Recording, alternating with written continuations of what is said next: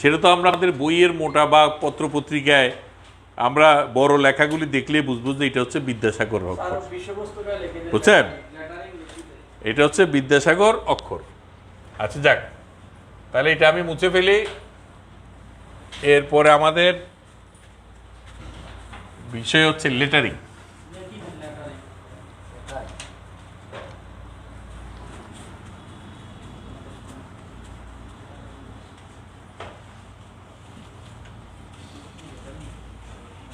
আপনি এই signature pen কি ওয়ান টাইম গুলি ব্যবহার করেন? কেন আবার রিফিল আছে না? হ্যাঁ, রিফিল ইউজ করি। তাহলে আমাদের আজকের বিষয় হচ্ছে, এখন বিষয়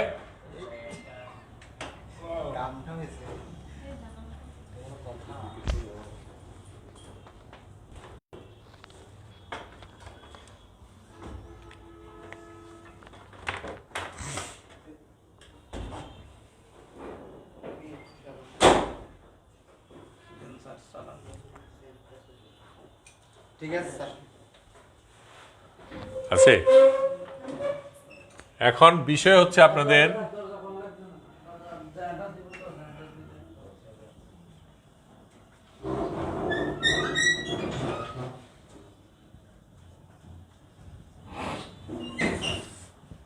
মানে আঁকা, লেখা আর কি, লেখা আঁকা। আমরা তো আঁকা আঁকির কাজ করতেছি না, লেখাও তো আঁকার ব্যাপার, বড় করে আঁকার ব্যাপার। হাতের লেখা কতজনের কত রকম আছে, তাই না? হাতের লেখাই সব না। আমি আর্ট কলেজ যখন পড়ি তখন ওই ওই রাজনৈতিক দলের বন্ধুরা যারা ছিল বলে, দোস্ত চল কী করবো, দেয়ালে লিখবো। দেয়ালে লিখতে পারতাম না। হ্যাঁ, দেয়ালে লেখাটাকে এত সোজা না, কারণ আবার হাতের লেখাও আমার খুব খারাপ। হ্যাঁ, বা হাতের লেখাও লিখতে হতো। কিন্তু আরেকজন এক বন্ধু দেখে দিল, সে আবার আর্ট কলেজের না, সে খুব দারুণ লেখে দেয়ালে। হ্যাঁ, তো বল তুই, তোর তো আসল বেসিক জ্ঞান আছে, তুই কিন্তু ওইটা একবার টেকনিকটা বুঝতে পারলে ভালো করতে পারবি। হ্যাঁ, ওই তখন থেকে কিন্তু একটা অভ্যাস হয়ে গেছে যে তুলিটা কিভাবে ধরলে কেমন হবে। এই জন্য আমি 2টা কলম নিলাম, যে আপনাদের লেটারিংটা দেখানোর জন্য। আসলে বিদ্যাসাগর যেটা বলছে আপনাদের আজকের এই এখনকার বিষয় কি, এটা হচ্ছে যে লেটারিং হচ্ছে বিষয়, আর বিষয়বস্তু হচ্ছে এই বিষয়বস্তু হচ্ছে আমাদের আজকের যে মৌলিক স্টাডিতে বিদ্যাসাগর হরফের অক্ষর লেখা।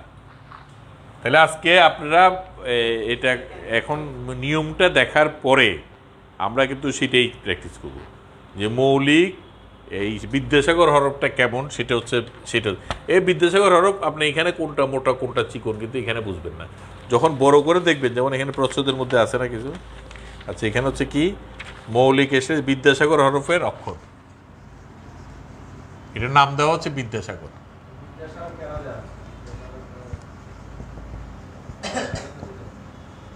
আমাদের কম্পিউটার যেরকম অনেক কাজে আমাদেরকে ফাস্ট করেছে, হরফের অক্ষর, ঠিক আছে? মৌলিক স্টাডিতে এটা হচ্ছে, আমি পুরোটা লিখলাম না, এখানে মৌলিক স্টাডিতে বিদ্যাসাগরের অক্ষর হচ্ছে। এখন আসেন আমাদের এই বিদ্যাসাগর লেটার কোড। আমরা সাধারণত আমাদের বইতে যেই টাইপটা দেখি সেটারই নাম হচ্ছে, যে মূল নাম হচ্ছে বিদ্যাসাগর অক্ষর। হ্যাঁ, এর বাইরেও আমাদের যেমন কম্পিউটারে সুতুনি এমজি একটি টাইপ আছে, তারপরে এগুলি কাছাকাছি সুতুনি এমজি, তারপরে হচ্ছে যে আপনার এই আরেকটা কী যেন বলে, রিঙ্কি একটা আছে না? হ্যাঁ, এগুলি কিন্তু রিঙ্কিটা হচ্ছে একটু ফাঁক ফাঁক থাকে, কিন্তু এগুলি সবই কিন্তু বিদ্যাসাগরের মতো। কোন দিকটা মোটা, যেমন এই যে এখানে দেখলে কিছুটা বুঝতে যাবে, syllabus for the advance certificate এখানে লিখছে না? তাহলে দেখেন এই কোনটা লিখতে গিয়ে কিভাবে, আমি আপনাদেরকে মৌলিক জিনিসটা বলে দিচ্ছি, বাসায় সেইভাবে প্র্যাকটিস করে বড় করে আপনারা করতে পারবেন। যেমন আপনি যদি এখানে এই মানে লেখার সময়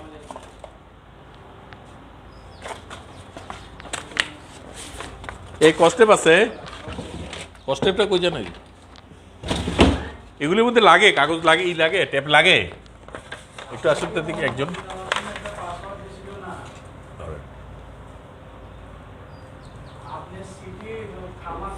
অনেক সময় না হোয়াইট বোর্ডের মধ্যে ট্যাপ লাগে এগুলিতে। হ্যাঁ, হোয়াইট বোর্ডে ট্যাপ লাগে। এই তো লাগে তো দেখি। না অনেক সময় লাগে না তো। আরে কাগজে তো উপরে এই কারো সারি তো সোজা করি না, এই যে খুলে গেছে দেখছো, এগুলো তো লাগে না তো, এগুলো জানি তো, এই হোয়াইট বোর্ডে ট্যাপ লাগতে চায় না, এই জন্য দরকার, হোয়াইট বোর্ডে ট্যাপ লাগতে চায় না, হোয়াইট বোর্ডটা গ্লোসি তো, গ্লোসির জায়গায় ট্যাপ লাগে না, খুলে যাচ্ছে। এটা দাও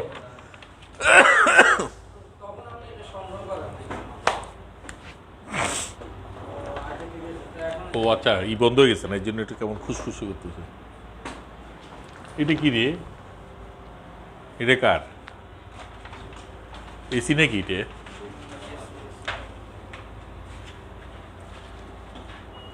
কাগজটা উঠে দাও।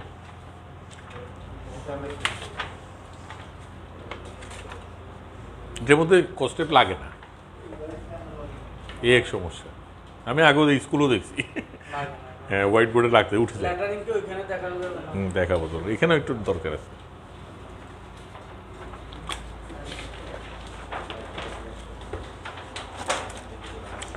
আপনারা বিদ্যাসাগর হরফের লেখাটা উৎপত্তিগত দিকটা জানতে পারলে, উৎপত্তিগত এই লেখাটা এরকম কেন হলো, এই একদিকে মোটা একদিকে চিকন কেন হলো, এটা জানতে পারলেই কিন্তু আপনি ওই লেখাটার ইতিহাসটা জানতে পারলেই আপনি ওই লেখাটা লিখতে পারবেন বাসায়। কারণ বাসায় আপনি কি অবস্থা, এটা অ্যান্টিকাটার আছে রে,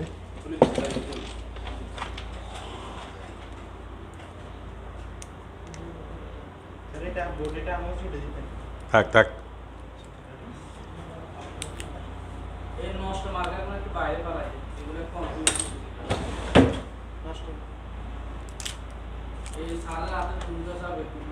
এটা পুরানটা রাখি তো না, কাজে লাগতে পারে। নাই বলতে চাচ্ছি যে, যেমন ধরেন বিদ্যাসাগর লেখাটা কিন্তু মূলত যে সুন্দর করে লেখার যে ব্যাপারটা, এটা এক সময় আমাদের দেশে লেখার সময় কি ব্যবহার করতো প্রথম দিকে, হ্যাঁ কলমেরও আগে কাঠি ব্যবহার করতো, কাঠি কাঠি, এবং এই কাঠিটা ছিল কিরকম, এই কাঠিটা ছিল কলম দোয়াতের মধ্যে ডুবিয়ে পিছনে পাখির পালক লাগানো, এটা একটা স্টাইল ছিল, দোয়াতের মধ্যে থাকতো। কিন্তু তারও আগের কথা, তারও আগে কাঠিটা ছিল এরকম,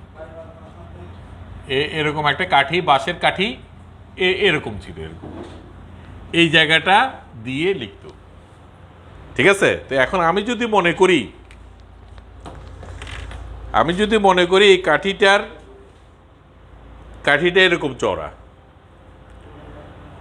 আপনি দেখেন, আপনি বাসায় কিন্তু পেন্সিল দিয়ে দুইটা পেন্সিলকে এভাবে লাগিয়ে একটু দূরে, আমি যদি মনে করি যে দুইটা কাঠি এরকম চড়া, কাঠিটা এরকম লম্বা, ঠিক আছে, এটা একটা কাঠি এরকম চড়া, তাহলে কি হবে, এই কাঠিটা দিয়ে দেখেন, এই বিদ্যাসাগর আমি কটা লিখি, ক, হ্যাঁ ক বা স্বরেও যে ক যদি লিখি, তাহলে এই হচ্ছে একটা লাইন, এটা নতুন হওয়াতে লাইনটা মোটা হচ্ছে, একটা লিখতে লিখতে লাইনটা চিন, তারপরে কি হলো, কাঠিটা এরকম না, এরকম করে আমি লাইটটা দিলাম, তারপরে আসলো এখান দিয়ে এসে,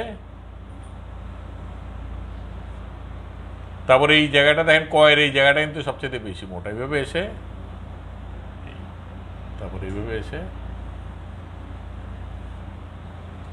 এবার ভিতরে ভরাট করে ফেলার ব্যাপার, বুঝতে পারছেন? তাহলে আপনারা দুইটা পেন্সিল নিয়ে এরকম যে কোনো লেটারিং, শুধু ক না, আপনি এখান থেকে কিন্তু বেরোয় আসছে যে, যেমন এটাকে আমি যদি এখন ভরাট করি, এই যেমন এটা এরকম হওয়াতে এইটাও এরকম হয়ে যাবে, এটা আমি যদি এখন ভরাট করি, এইটা এরকম আসবে, এটা এরকম আসবে, এটা এখানে যুক্ত হয়ে এরকম হয়ে এখানে চিকন হয়ে গেছে। আপনি এই যে ক, যেটা বইয়ের ছাপো অক্ষরে,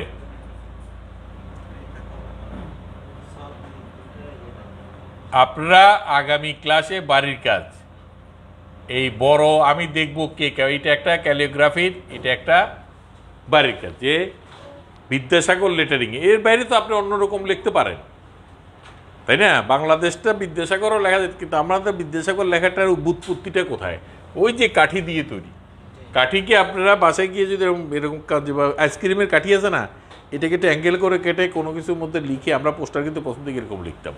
এইটা এখান থেকে আসছে জিনিসটা। আপনি যেমন ধরেন যদি আপনি সরেও লেখেন, এটা সরেও লিখতে গিয়ে যেমন এভাবে দিয়ে আপনি এই ঠিক আছে, তারপরে আমি জাস্ট কিভাবে মোটা চিকন হবে এটা বোঝানোর জন্য এটা দেখাচ্ছি, কিন্তু পদ্ধতি কিন্তু আপনাকে মুখস্থ করে ফেলতে হবে যে এই লেটারিংটা এটা এদিকে মোটা এদিকে চিকন। যেমন এটা এরকম এসে এই মোটা হচ্ছে, আর এটা এরকম এসে এই চিকন হয়ে এই হচ্ছে, এটা এরকম এসে এই হচ্ছে। তাহলে এইটা হচ্ছে সরেটা আসলে কীরকম অ্যাকচুয়ালি সরেওটা কেমন? সরেওটা হচ্ছে যে আমরা দেখতে পাচ্ছি যে সরেওটা হচ্ছে যে মূলত এইভাবে এসে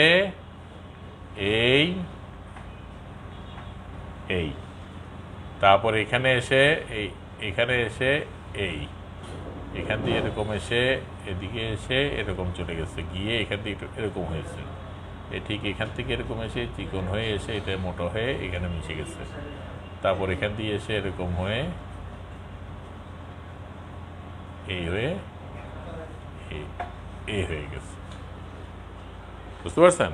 এগুলি যখন আরো সিনসিয়ারলি করবে তখন আরো সুন্দর হয়ে ঠিক যারা দেয়ালে লেখে, এরা কিন্তু প্রথমে তুলি দিয়ে স্টাইল করে ওইভাবে লিখে ফেলে, তারপর জিনিসটা আস্তে আস্তে করে মোটা চিকনটাকে সুন্দর করে, যারা সাইনবোর্ড লেখে তারা ওইভাবে করে। এখন তো ধরেন ডিজিটাল প্রিন্টের যুগে ওদের উপরে ভর। আগে তো বাংলা ক্যালিগ্রাফি নিয়ে, এটার সাথে ক্যালিগ্রাফিটা একটা লিমিটেড, এখানে শুধুমাত্র বিদ্যাসাগর হরফের টাইপের ব্যাপার না, এখানে আপনি দেখেন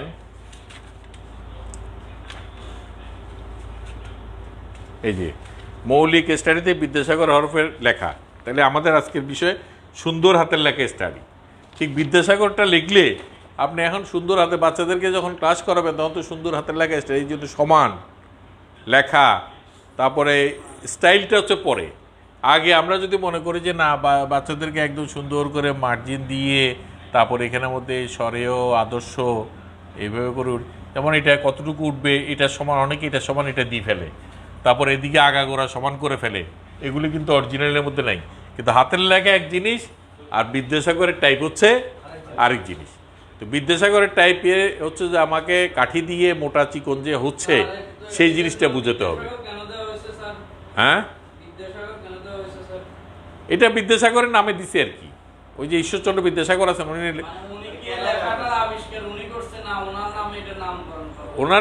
উনি তো সরাসরি কখ, ওনার নামে তো ধারাপাতও আছে, কি একটা ছিল না, কি ওই যে ছোটদের একটা লেখা ছিল, ছোটদের একটা বই ছিল না, কি নাম জানো?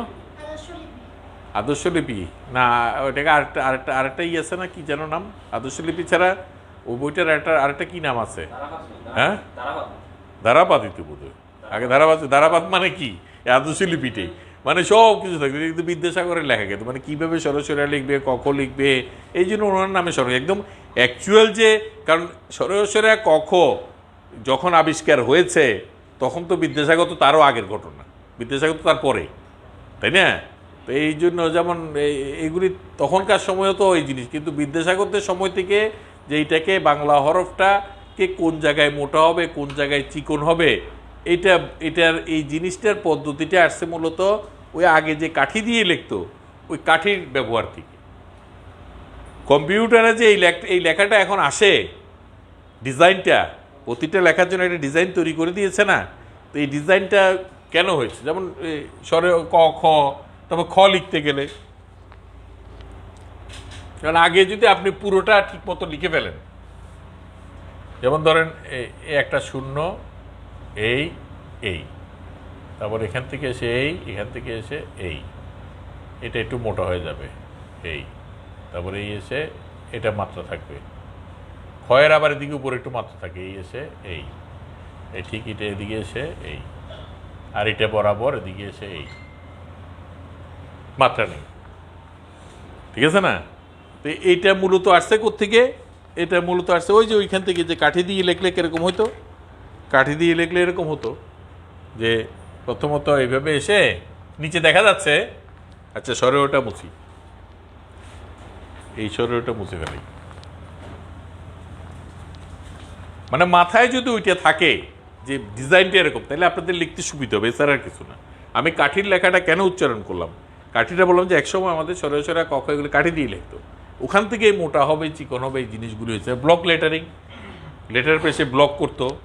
আর এমনি তো হাতের লেখা তো আর এমন এমন কোনো মোটা চিকন হবে, কিন্তু আপনি যখন বড় করে কিছু লিখবেন তখন তো এই জিনিসটা যেমন যেমন খ, যদি যেমন এটা আমি এইভাবে লিখছি না খটা, এটা তো একটা লাইন দিয়ে চিন্তা করলে, কিন্তু মূলত ব্যাপারটা কিরকম এইভাবে যদি দেই, দেখেন এই মোটা, এই মোটা, এই এই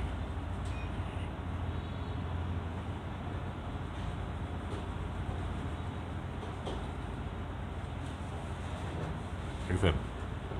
তো এই যে এখান দিয়ে মোটা দিলাম, এই মোটা, এখান দিয়ে মোটা দিলাম, এই মোটা, এখান দিয়ে দিলাম এই চিকন।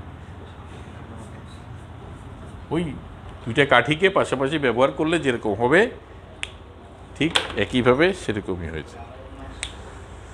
এইগুলি মূলত চর্চার ব্যাপার। আমি 100টা দেখাই না, কোনো লাভ হবে না, কিন্তু আপনাদের নিজেকে এখন দেখে আপনারা লেখেন। আপনারা ওই দুইটা পেন্সিলকে একসাথে নিয়ে যেটা আমি দেখাই আপনাকে, যেখানে পেন্সিল আছে, আপনারা চর্চাটা এইভাবে করবেন। এই জন্য আমি এখানে কাটিস পেপার নিতে চাইছিলাম। আপনারা বাসায় যেভাবে চর্চা করতে চাচ্ছেন, সেটাই যেভাবে চর্চা করা উচিত আমি সেটাই দেখাচ্ছি এখন।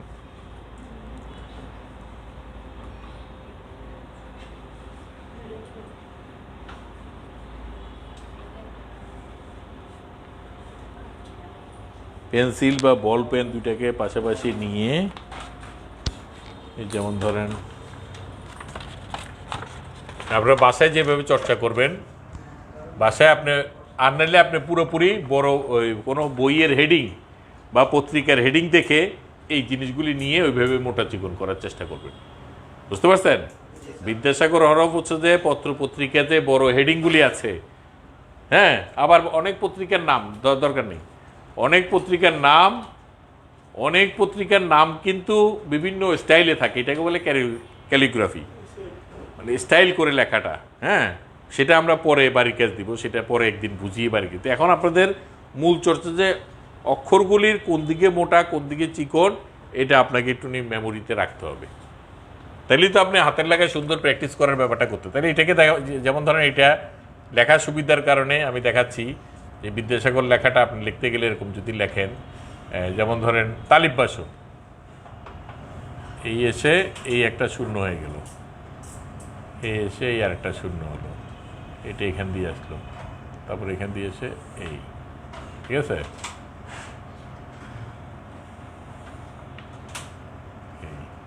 আর এই মাত্রাটা দিকে এসে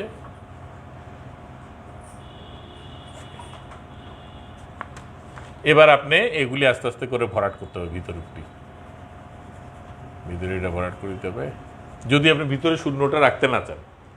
আবার অনেক সময় তালিবাসের ভিতরে শূন্য রাখে অনেকে, তো দরকার নাই, এটা ভরাট করে দিলেও কোনো সমস্যা, এটা ভরাট থাকবে, এটা ভরাট থাকবে।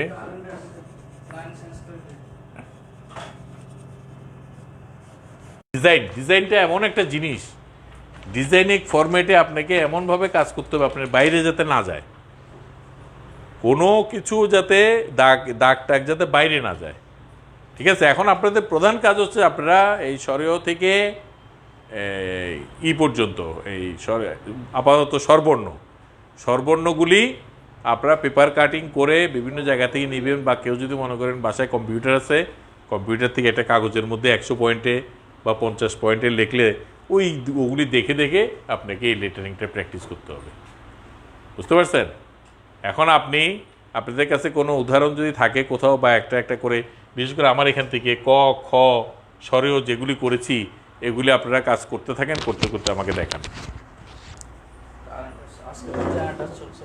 হ্যাঁ, এই খটা এরকম হচ্ছে কেন দেখি, দিকে আনেন কে রে, যারা অনলাইনে আছে তারা লিখে ইয়েতে দিয়ে দেন। হ্যালো,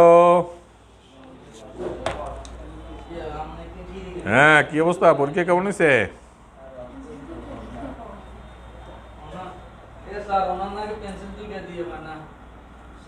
হ্যাঁ, আমি তো কালকেও 2-3 জনকে জিজ্ঞেস করে দাওয়াত দিলাম, আপনারা তো এখন জানাইতেছেন আমাকে। আমি ওই ওই রুমে একজন এর আগে আরেকজন ফোন দিছে, স্যার আমি তো অত নম্বর রুমে, আমি ভাবছি উনি। তো পরে আমি আবার আরেকজন দিয়ে পরে বললো আপনার কথা বললো, বললো ও আচ্ছা তাহলে আগে কার কার কথা বলো। তো উনি পড়ছে 12 নম্বর না কত নম্বর রুমে। তো ওই 12 নম্বর রুমে কে কে গেছে এটা খোঁজ নিলাম ম্যাজিস্ট্রেট মাস্টারকে ফোন দিয়ে, তারপর ওনাকে ফোন করে বলে দিলাম আর কি। হ্যাঁ হ্যাঁ, ওনাকে ফোন করে বলছি, বলছে ঠিক আছে অসুবিধা নেই, আমরা তো এমনিতে রিলিফ থাকে, সমস্যা নেই। ওকে রাখি, পরে কথা হবে। আমি মাঝ দিনেই তো এখন চমুনি আছি। কি বলছিলাম, ও আপনার খটা না, এই খটা দেখেন, এটা হচ্ছে যে আপনার লিখতে গিয়ে যে লেখার সুবিধাটার জন্য এটা, কিন্তু মূলত তো খ তো আপনি এইভাবেও লিখতে পারেন। এইভাবে লেখার পরে কোথায় মোটা হবে, প্রথমে আপনি এক লাইনে লিখেন না, প্রথমে আপনি এক লাইন, তারপর আপনি দেখেন যে এদিকে আপনার মোটা হচ্ছে, এদিকে একটা লাইন, এদিকে একটা লাইন, এদিকে এসে লাইন, বলেন বলেন, আসেন এদিকে আসেন, দেখেন নিজেন এই, তারপর এটা সমান এসে এই। চারুকলা খালি ছবি আঁকা না, অনেক কিছু আছে চারুকলায়, অনেক ব্যাপার স্যাপার আছে, বুঝতে পারছেন? এগুলি একদম, আমাদের একটা সাবজেক্ট ছিল ড্রাফটিং, ওখানে এই জিনিসগুলি করতো আমাদের। এই ড্রাফটিংয়ে এরকম না, শুধুমাত্র ড্রাফটিংয়ে আমাদেরকে বলা হয়েছিল যে কাঠ দিয়ে তৈরি একটা এ বি, এগুলি কাঠ দিয়ে তৈরি করলে কীরকম জয়েন্ট হবে, কোথায় হবে, এগুলি ড্রাফট করে দেখাই দিত। যেমন ধরুন এ যদি লেখেন, এ তো আমরা এরকম লিখি তাই না, লেটারিং আমরা এরকম লিখি না, এটা বিদ্যাসাগর না লিখতেছি, এ তো এরকম লিখি। কিন্তু আপনি যদি ডবল লিখতে চান তাহলে এটা কীরকম হবে, এরকম এসে এইভাবে দেওয়ার পরে এদিকে দিলাম, এদিকে দিলাম, এদিকে দিলাম, এদিকে দিলাম, তারপর এখানে দিলাম, এখানে, এরকম হবে না। তারপর এটা যদি 3D করতে চান তখন কি হবে, 3D করতে চাইলে যদি উপরের অংশটা একটু দেখা গেল, তারপরে এই পাশটা একটু দেখা গেল, তারপরে এই পাশটা একটু দেখা গেলো, এই উপরেটা দেখা গেলো, আর এই পাশটা দেখা গেলো, 3D। এই আবার এখানে ছায়া দিতে হবে, আলো ছায়া, এগুলি পরে আসবে, লেটারিংয়ের পরে কিন্তু 3D আসবে। এখন তো আমরা 2D করছি তাই না। তো এই জন্য আপনি যেটা আপনি খটা করছেন যে কই গেল, এই খটা এটা দেখেই আমি বললাম যে এটা দরকার কি, আপনি এইভাবে করে ধরে, আপনি যদি এইভাবে করে ধরে, ধরুনটা যদি বল পেন দিয়ে ধরে এইভাবে যদি আপনি করতে থাকেন এই এই ব্যাস, তারপর আপনি এগুলি সুন্দর করে নিয়ে এগুলি ভরাট করেন। এরকম এঁকে দিলেই তো হবে না, এগুলি ভরাট করতে হবে না এগুলি। হ্যাঁ কই নিয়ে আসেন। আমি মানে আপনাদেরকে ইতিহাসটা বলার জন্যই ওইটা দেখালাম যে দুটো পেন্সিল দিয়ে বা কলম দিয়ে কীভাবে করা, যে আমার এরকম যদি রাখি একটা উঁচু একটা বড়, মানে একটা কাঠিকে কাটলে এরকম হবে, ফ্ল্যাট হবে। তা আমার তো এখানে পুরোটাতে আমি দুইটা লাইন যদি পাওয়া যায় পরে এটা ভরাট করে নিব, তাই না? সেই জন্য এটা দেখানো, এছাড়া আর কিছু।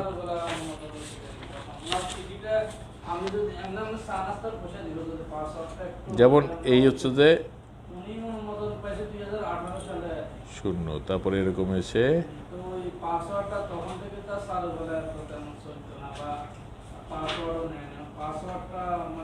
এই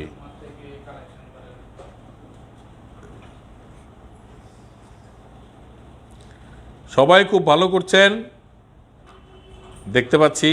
লেখার ব্যাপার তো একটা ছবি আঁকার ব্যাপার না, তো এইভাবে করে প্র্যাকটিস করবেন কিন্তু, কারণ সবগুলি আপনাদের পাশাপাশি চলবে। এবং আগামী ক্লাসে আপনাদের বাড়ি কাজ হচ্ছে এইটাই, যে প্রতিটা স্বরেও থেকে স্বরবর্ণ, ব্যঞ্জনবর্ণ দিচ্ছি না আপাতত, স্বরবর্ণগুলি আপনারা এরকম পৃষ্ঠায় পাশাপাশি ধরেন, এই 2 ইঞ্চি 2 ইঞ্চি 2 ইঞ্চি 2 ইঞ্চি ব্লকের মধ্যে ডবল বিদ্যাসাগর টাইপ লিখে এটা নিয়ে আসতে হবে। হ্যাঁ, যেমন ধরেন আমি দেখাই,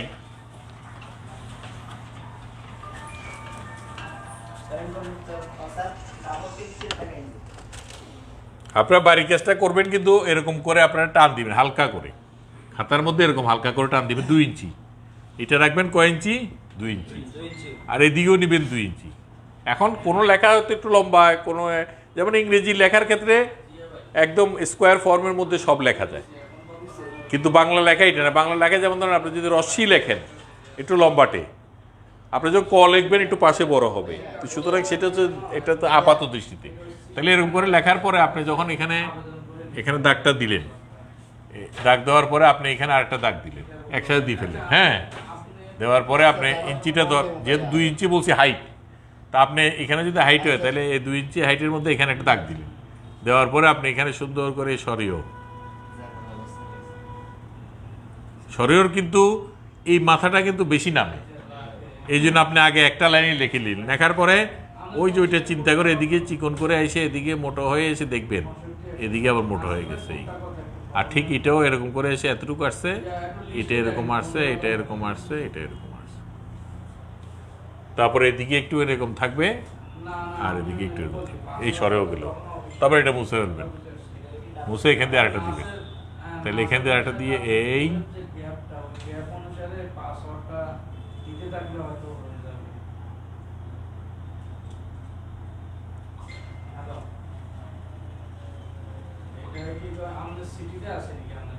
আর এটা আকারটা কিরকম হয়, আকারটা এই মাত্রা থেকে এসে এদিকে উঠে যায়, আর এটা একটু এদিকে উঠে যায় এই আকারটা। আপনারা কম্পিউটারে টাইপটা বের করে নেবেন, আপনারা বাসায় গিয়ে যারা আশেপাশে কম্পিউটার বলে আমাকে একটু বড় করে সরিয়ে একটা কখটা দেখে নিয়ে রাখেন, 2 পৃষ্ঠার মধ্যে প্রিন্ট করে নেবেন, যত বড় করা যায় আর কি, তাহলে দেখতে সুবিধা হবে। হ্যাঁ, তাহলে কোথায় মোটা কোথায় যে বিদ্যাসাগর বললো যে সুতুনি এমজিতে বিদ্যাসাগর টাইপ বলে ওইটাকে, মানে বইয়ের টাইপ, বুক টাইপ বলে আর কি এটাকে অনেকে সংক্ষেপে। এভাবে করলেন সরেয়া, তারপর রশ্মি কিরকম,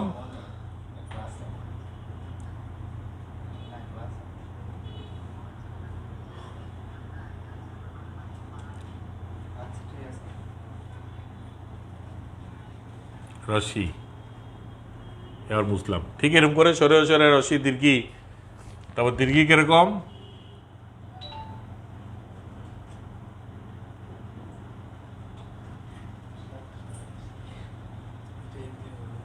এটা পুরোটা আছে, এসে এদিক দিয়ে আবার এসে এই হয়ে গেছে,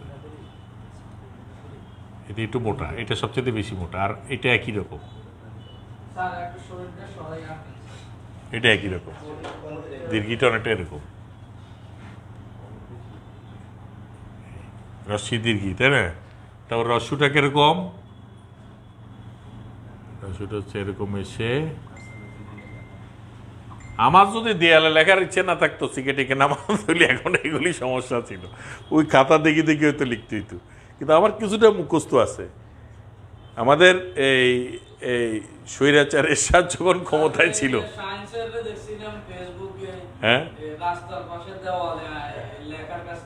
তাই এই এরশাদ যখন ক্ষমতায় ছিল, আমরা তো তখন ধরেন 90 সাল, তো 85-র পরবর্তীতে তো রাজনীতিতে যুক্ত হয়ে গেছি, ডিগ্রি পাস করা, আগে ছোটবেলা থেকে এগুলির মধ্যে ছিলাম না।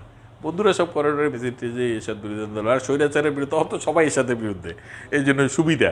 এখন তো সুবিধা নাই, এখন তো বিভিন্নভাবে বিভক্ত না। আমরা তো অনেক সময় বন্ধুর চেয়ে দলবাসটা বেশি মনে করি, তো এগুলি ঠিক না। ব্যাপার হচ্ছে আদর্শ, তখন তো সবাই বিভক্ত, আর আমরা তো কারফিউর মধ্যেও লিখছি, কারফিউ চলতেছে কোনো মধ্যে লিখছি, এই আর্মির গাড়ি আস্তে আস্তে লুকাই গেছি আস্তে করে, তখন এই প্র্যাকটিসগুলি হয়ে গেছে। আর যেমন পার্টি অফিসে বসতাম, দেখা যায় যে ওই এত একটা ব্যানার লিখতে গেলে কমার্শিয়াল আর্টিস্টের কাছে 400, 500, 300, 400 টাকা করে লাগতো তখনকার সময়। হ্যাঁ, আর আমাদের অফিসে আমি বসে থাকতাম, দেখা যাচ্ছে কেউ নিয়ে আসছে, এ দাদা এটা একটু লেগে থাকলে, ওই যে কাপড় নিয়ে আসছে, ছবি আসছে, রং টং তো অফিসে থাকেই, আগে থেকে কিনে রাখছি, দুম করে লিখে দিচ্ছে না 100 টাকা, 500 টাকা, 200 টাকা পকেটে ঢুকেছে, কি সুন্দর। তখনকার সময় বেশ ভালো ইনকাম ছিল, আবার সবাইকে নিয়ে খাওয়া দাওয়া হইতো, আবার রং কিনা হইতো। এই ধরনের ব্যাপার স্যাপারগুলি করতে করতে এখন অনেক ভুলে গেছি। তখন তো একটা ব্যানার লিখে ফেলতাম, 4-5 গজের একটা ব্যানার লিখতে আমার 1 ঘন্টার বেশি লাগতো, আর এখন ব্যানার একটা দিলে সারাদিনও লেখা হবে না, অনভ্যাসে বিদ্যা। আর এখন তো সব ডিজিটাল হয়ে গেছে না, সবাই গেলে ডিজিটাল ব্যানার ব্যবহার করে। বললাম না, ডিজিটাল হওয়াতে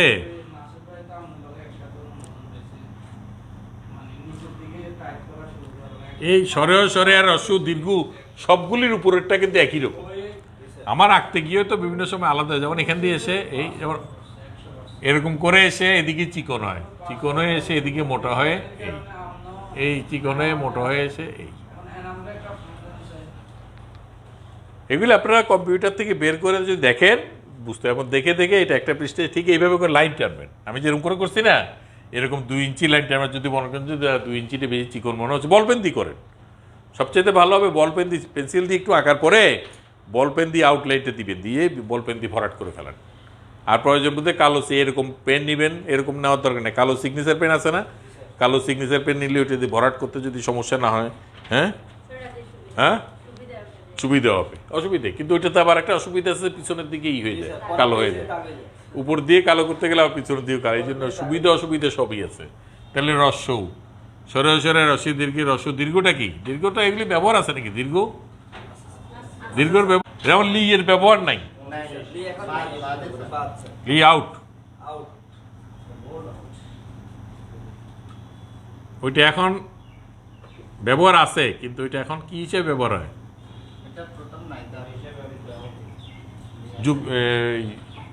সাংকেতিক চলে। লি মানে রিফলা না, রফলা না লি। আমরা যে রিক্যাল এরকম না, এটা না যেন প্রথম লিখতে এটা রি না, লি না, হ্যাঁ তো লি এর কোনটা? আরে লি তো ওইটা বুঝছি, কিন্তু এটার বর্ণ কি? এটা সাংকেতিক, হ্যাঁ এটা নাই না, এর জন্য এটা আউট হয়ে গেছে। আর এটা হচ্ছে তো রি, এই নাকি? তাহলে এইটা কি? এটা রিকারের বর্ণ কোনটা? কেন দুইটা একই রকম করবে? এটার সাথে র উচ্চারণ আছে, এটা যোগ র বোধ, তাইলে বোধ এইটা হবে। যাই হোক, আমি তো বাংলায় পণ্ডিত না, এটা দেখে নিতে হবে, দেখে নি। আপনারা তো মাস্টারি করবেন ডাইরেক্ট। কি হ্যাঁ, ও আচ্ছা, যাক এগুলো তো আর আছে, তবু আসছেন।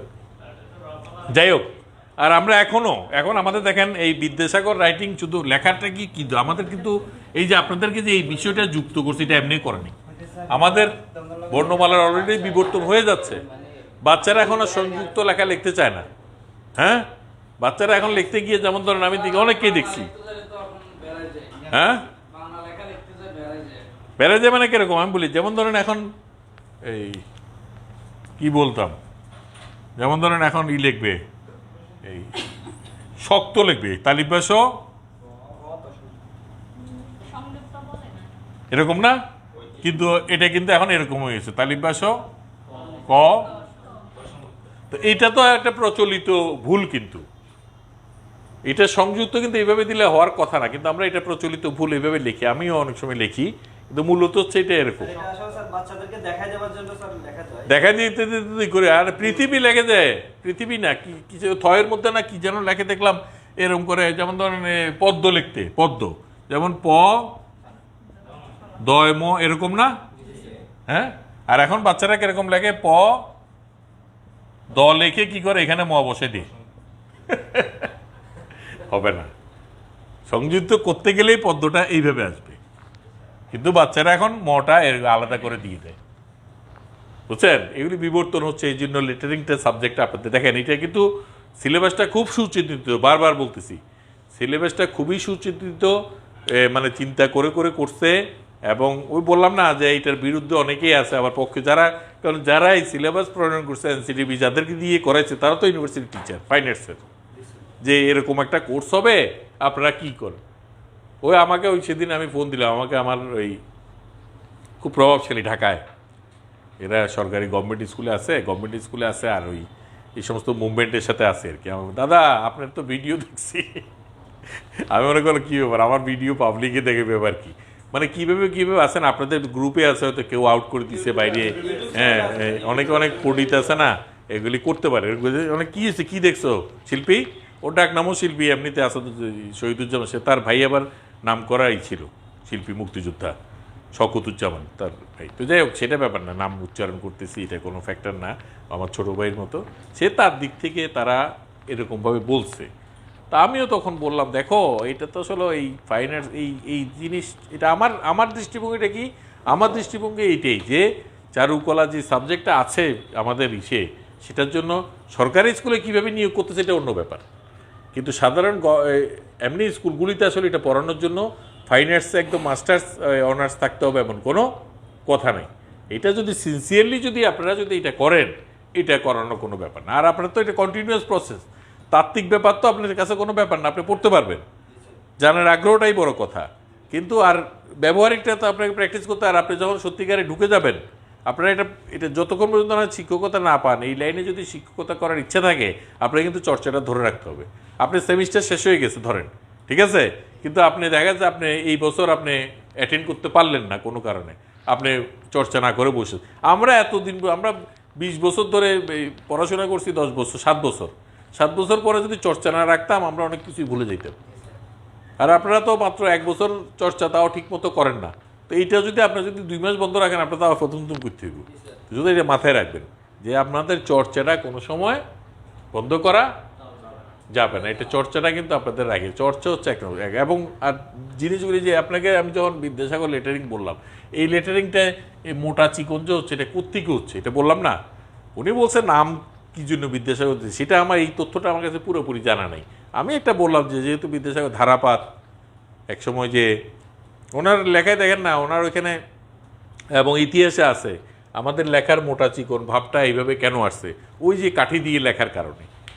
এক সময় এই লেখাগুলি কাঠি দিয়ে লেয়, তখন এই মোটা, ইভেন কলমও তো ওই পাখির পালকের আগায় যে ওই কলমও কিন্তু চাপ দিলে মোটা হয়ে যেত।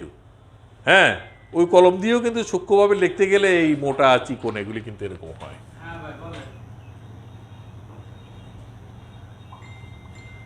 আমাদের কতগুলি সিগনেচার পেন আছে না এরকম কাটা, মার্কার হলুদ লাল নীল, দেখেন নাই এখানে নাই, এই যে এইগুলি এই যে দেখছেন, এই মনে করে এটা কাঠি, তাহলে এখানে রস্য না, তাহলে এই সরাসরি রস্যি দীর্ঘি, রস্য দীর্ঘ, রস্যরি, ও এটা না রি না, রিটা দেখা, যেমন ধরেন এই হচ্ছে এই জিরো,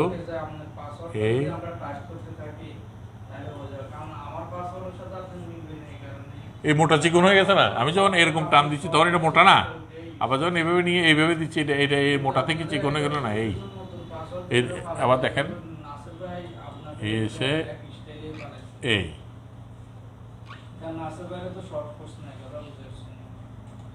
মানে সবচেয়ে মোটা দাগ হচ্ছে এইটা, আর এটা চক দিয়ে লিখলে অনেক সময় হয় না। হ্যাঁ হতে পারে এটা ব্ল্যাকবোর্ডে হতে পারে। চককে একটু ছোট করে নিয়ে এভাবে ধরে আপনি প্র্যাকটিসটা করতে, মানে আপনি অনেক সময় আপনার কাছে নাই, তাহলে কোনটা কিরকম হইতে পারে সেটা এইভাবে প্র্যাকটিস করা যেতে পারে।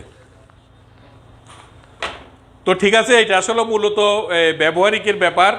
আপনারা যেটা বললাম যে বাসায় স্বরে অস্বরা কখ এবং কখবাদ আপনারা স্বরবর্ণগুলি একটা কম্পিউটার টাইপে বিদ্যাসাগর টাইপ করে নেবেন, নিয়ে ওইটা দেখে দেখে আপনারা একটু মোটা হরপে প্রয়োজন বোধে 2-3 ইঞ্চির বেশি বড় করার দরকার নেই, প্রয়োজন বোধে এরকম 2 ইঞ্চি লাইন টেনে, হাতার মধ্যে 2 ইঞ্চি লাইন টেনে একটা করে লিখে স্পেস রাখবেন। আমি যেরকম স্পেস রাখছি এইভাবে লিখে নিয়ে আসবেন, আর ভিতরে ভরাট করবেন। কাজটা হবে প্রথমে আপনি এই কী দিয়ে লিখবেন, পেন্সিল দিয়ে লিখে বল পেন দিয়ে আউটলাইন দিবেন, দিয়ে মুছে ফেলবেন। বল পেন দিয়ে আউটলাইন দেওয়ার পরে পেন্সিলের দাগটা মুছে ফেলবেন। মুছে ফেলার পরে আপনি তারপরে বল পেনটা দিয়ে ভিতরে ভরাট করে দিবেন। বুঝতে পারছেন?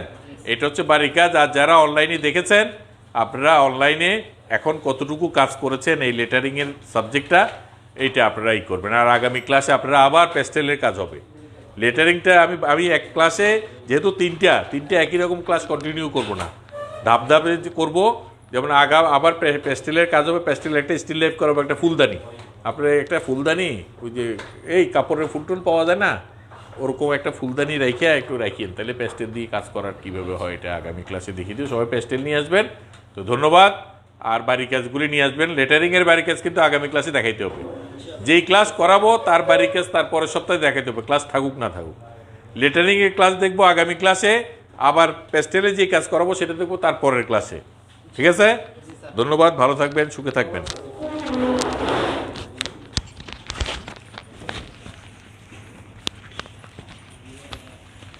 এটা এখানে এইভাবে রাখলে আর পেস্ট লাগবে না, ও নিচে ফেলে রাখলে। অনলাইন ক্লাস করে দিতেই ওইদিকে অনলাইন ক্লাস করাইছে